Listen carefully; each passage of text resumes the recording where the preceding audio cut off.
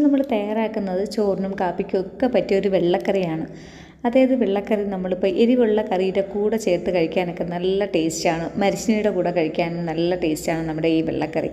ചമ്മന്തിയും വെള്ളക്കറിയും മാത്രമായിട്ട് ചോറിൻ്റെ കൂടെ കഴിക്കാനും നല്ല ടേസ്റ്റാണ്. അപ്പോൾ ഈ വെള്ളക്കറിയിൽ നമ്മൾ 1-2 ഇൻഗ്രീഡിയൻസ് ചേർത്താണ് ഇന്ന് തയ്യാറാക്കുന്നത്. അപ്പോൾ അതെങ്ങനെയാണെന്ന് നോക്കാം. സാധാരണ ചിലരൊക്കെ ഇതിനെ ഒഴിച്ചു കൂട്ടാൻ എന്നൊക്കെ പറയും. നമ്മളിതിനെ വെള്ളക്കറി എന്നാണ് പറയണത്. അതായത് സാധാ ഒഴിച്ചു കൂട്ടാൻ തന്നെയാണ്, പക്ഷേ ഇതിൽ ഇതൊക്കെ ചേർത്ത് തയ്യാറാക്കുമ്പോൾ നല്ല അടിപൊളി ടേസ്റ്റാണ്. അപ്പോൾ ഞാൻ അതിന് വേണ്ടി കുറച്ച് വെള്ളരിക്കയാണ് ചെറിയ സ്ക്വയറായിട്ട് കട്ട് ചെയ്തേക്കണം. പിന്നെ ഒരു ചെറിയ പകുതി മാങ്ങ എടുത്തിട്ടുണ്ട്, ചെറിയ മാങ്ങയുടെ പകുതി മാങ്ങ. അത് കുറച്ച് വിളഞ്ഞതാണ്, പക്ഷെ നല്ല പുളിപ്പാണ്. പിന്നെ ഒരു ചെറിയ ടൊമാറ്റോ, 2 പച്ചമുളക്. ഇത് ഇത്രയും കുറച്ച് വെള്ളവും ഉപ്പും ചേർത്ത് നമുക്കിതിനെ ഒന്ന് വേകാൻ വയ്ക്കണം. അതായത് നമ്മൾ മാങ്ങ എടുക്കുമ്പോൾ കുറച്ച് പുളിപ്പുള്ളത് എടുക്കുകയാണെങ്കിൽ കറിയിൽ പുളിയൊക്കെ ചേർക്കാൻ നോക്കി ചേർക്കുക. അപ്പോൾ ഇത് വേഗം വെച്ചിട്ടുണ്ട്. ആ സമയത്തിന് ഞാനിതിപ്പോൾ കുറച്ച് തേങ്ങ എടുത്തിട്ടുണ്ട്. അപ്പോൾ ഈ വെള്ളക്കറിക്ക് തേങ്ങ എടുക്കുമ്പോൾ അധികം ഉണങ്ങാത്ത തേങ്ങ, പച്ച തേങ്ങ വേണം എടുക്കാൻ. പിന്നെ